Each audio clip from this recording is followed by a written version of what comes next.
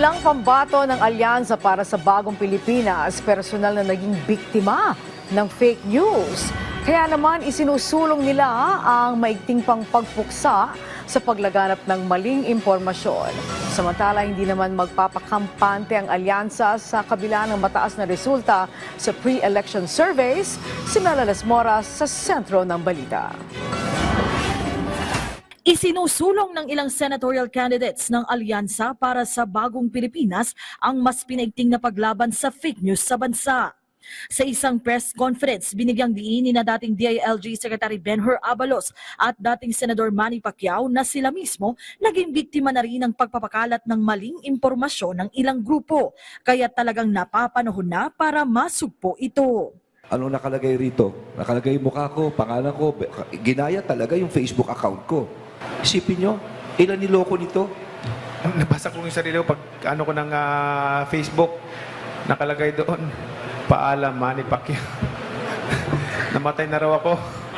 I don't know how that works, but definitely sa akin, dapat ipagbawal ang fake news. Dami ko ng kaibigang napatay eh. Patay na daw, hindi pa pala. Sa kanya namang pakikilahok sa Barrio Fiesta 2025 sa Paris, France, nanawagan din si House Deputy Majority Leader Erwin Tulfo ng pinaigting na proteksyon para sa mga OFW. Ayon sa Alyansa candidate, plano niyang maghain ng panukala ukol dito para hindi lang madoble kundi matriple pa ang mga hakbang ng gobyerno para sa kapakanan ng mga overseas Filipino workers. Sa gitna naman ng selebrasyon ng National Women's Month, isinulong ni House Deputy Speaker Camille Villar ang iba yung pagpapalawak ng oportunidad para sa mga kababaihan sa bansa sa kanyang sortie sa Luna Isabela kamakailan.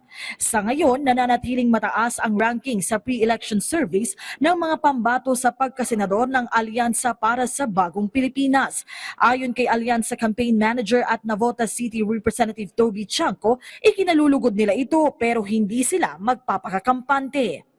Matutukoy anya ang tunay na resulta ng survey sa araw ng eleksyon, kaya tuloy-tuloy ang gagawin nilang pagsisikap para maabot ang mas marami pang Pilipino at maiparating ang plataporma ng kanilang mga kandidato. Melalas Moras para sa Pambansang TV sa Bagong Pilipinas.